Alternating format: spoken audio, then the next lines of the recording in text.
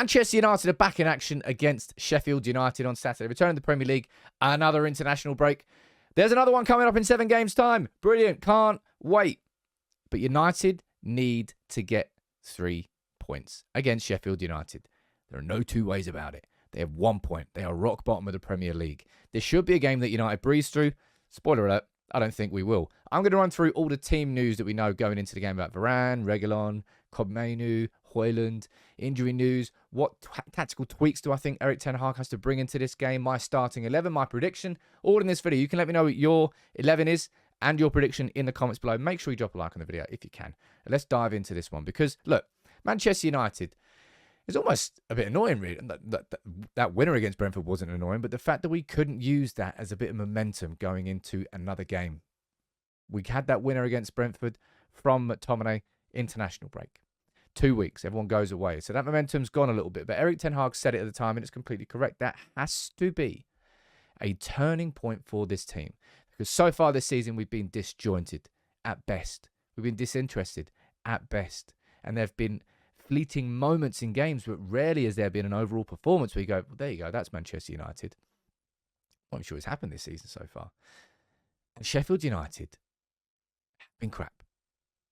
Absolutely bottom of the barrel. They've lost so far at home to Crystal Palace.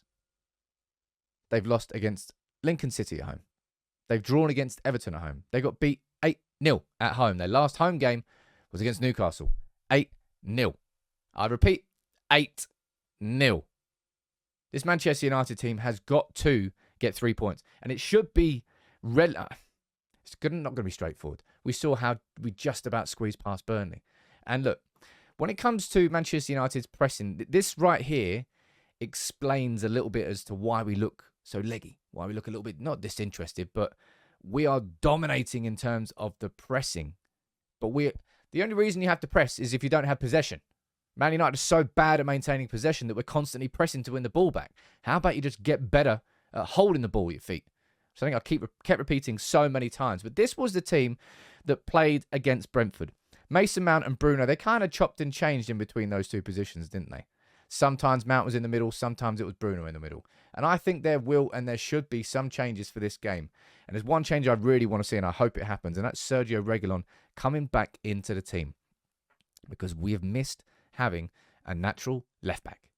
In the shape, in the build-up, with Lindelof playing there, it's been awkward. It's been really awkward. I want to see Lindelof back to the bench, and I want to see Reguilon coming in. We need that natural shape on the left-hand side. Marcus Rashford really needs that shape on the left-hand side. I've said it so many times. People seem to think it's an excuse of mine. But no, you saw it against England when Rashford does have the ball and Belling with a little overlapping run that takes a defender away. And a team can't just focus and double, triple up on Rashford. He can be dangerous, and he is dangerous. Reguilon, I hope he plays, and I hope he actually overlaps on that left-hand side.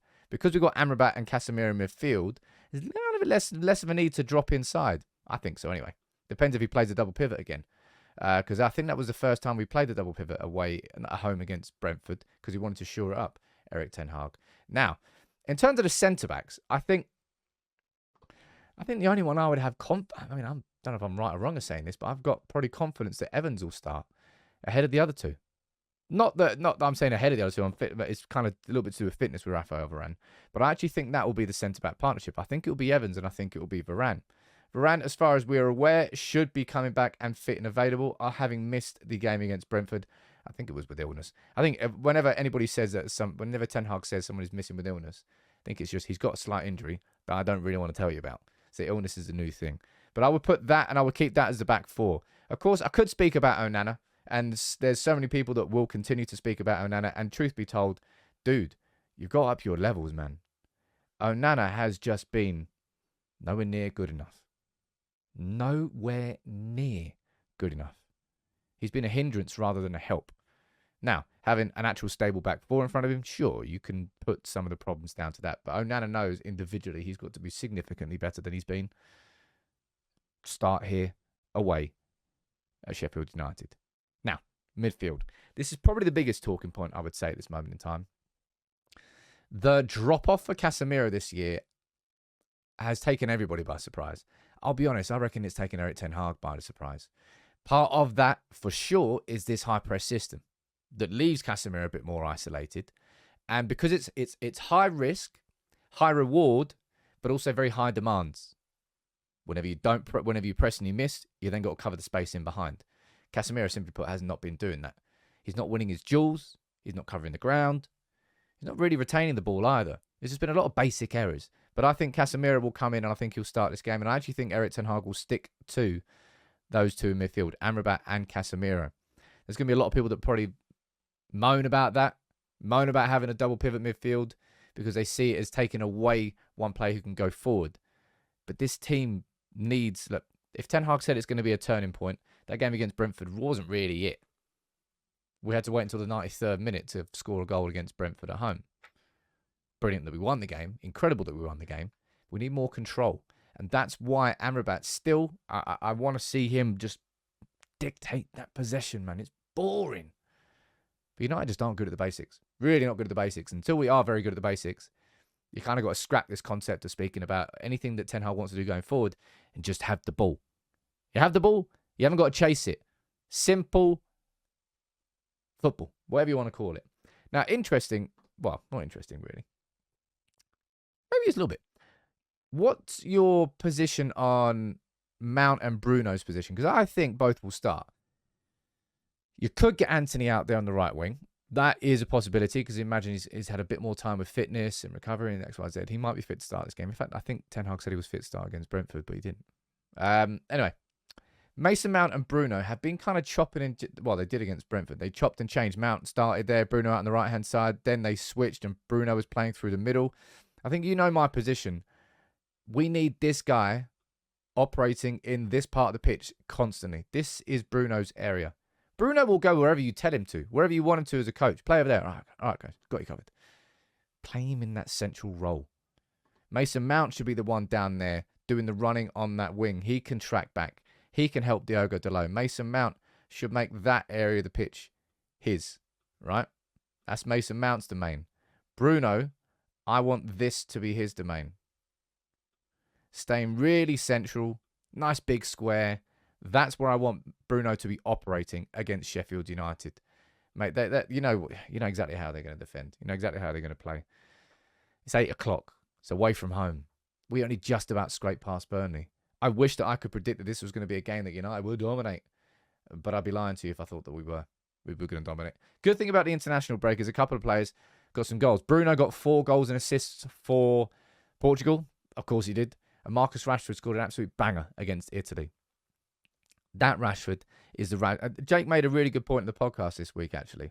And if you look at the ball position, if you look at the position of Rashford when he received the ball, he was kind of over here. He wasn't really tight to that touchline.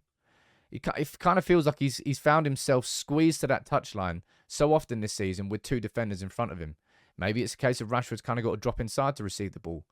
Not sure what it is. I'm hoping that Reguilon starts and that Reguilon can help give Rashford more space. But I'm also hoping that that goal just gives him a big boost of confidence because of all the players in the team that looked devoid of confidence, I think it was Rashford that looked the most down, I suppose. Rasmus Hojlund, on the other hand, has been just the breath of fresh air this season. Consistently. Really has. Scored an absolute worldie. I say worldie. It was an absolute thunderbastard of a finish. Just saw the keeper there, head down, roof of the net finish. I love those ones. Like pure power. I really, really am starting to like Hojlund, man. I think he's settling in so well. And he's pretty much in every starting 11. Hojlund now is probably one of the first names on that team sheet, isn't he? Who else would you put above him on the first names on that team sheet? I mean, you might argue he actually is first name on the team sheet. What a start for him. Also, kind of reflective of how poor the rest of the squad is playing. But that is the 11 that I would start with, right? You may well see Anthony start the right wing. If Varane isn't fit, I think you probably see Maguire there. If Reguilon isn't fit, then it'll be Lindelof there. But I really hope he is. And I hope we see Kobbie Mainoo coming back to the bench as well. That'll be a really nice addition. I mean, it depends on whether or not he's going to sub. Like, what's my sub? Prediction for this game. I'm going for a properly gritty, not very enjoyable as a United fan 2-1 win. As far as not enjoyable wins go. Sheffield United are rock bottom, man. Like, This isn't about going into a game with arrogance. This is about going into a game with the absolute expectation on Manchester United to beat the team bottom of the Premier League who have got 1 point and have conceded 22 goals in 8 games. That should be the expectation of Manchester United going to Sheffield United on Saturday. But the reality is we melt in hostile atmospheres. They're going to be up for it because if they've got any chance of surviving this year, they're going to have to win their home games. But they just got beaten 8-0 there by Newcastle. Hey, look, Knight, put 5 past them. I'm not that fussy. I'm not that greedy. Well, I'll take 5. What's your prediction? Let me know in the comments below. I'm going for a 2-1 United win. That's my starting 11. Got Varane in, got Reguilon in, and got Hojlund in. Let me know what you think in the comments below, as you always do.